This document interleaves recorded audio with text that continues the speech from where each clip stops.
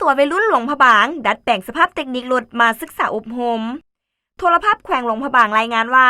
วันที่5พฤษภาคม2026เจ้าหน้าที่กองวีซ่าเฉพาะตำรวจจราจรกองบัญชาการป้องกันความสงบนครหลวงพระบางได้จัดพิธีศึกษาอบรมบรรดากลุ่มแก๊งขับขี่ที่ละเมิดระเบียบกฎจราจรและดัดแปลงสภาพเทคนิครถโดยการเป็นประธานของทานพันโทไวยศักดิ์คำพิจิตรรองหัวหน้ากองบัญชาการป้องกันความสงบนครหลวงพระบางมีคณะแผนกการนักขับขี่ที่ละเมิดระเบียบและผู้ปกครองเข้าร่วม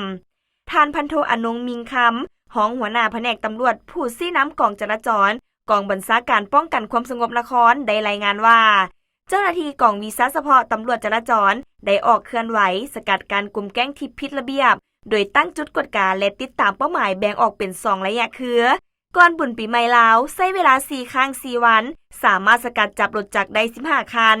ระยะบุญปีใหม่ลาวสามารถกักรถได้5คันรวมทั้งหมด20คันในนั้นมีรถละเมิดดัดแปลงใส่ท่อเสียงดังรถละเมิดดัดแปลงใส่อย่างน้อยหน้าหลังรถละเมิดดัดแปลงปาดเบาะรถละเมิดบ่ใส่แว่น2ข้างหรือแว่น2หลังและรถบ่มีเอกสาร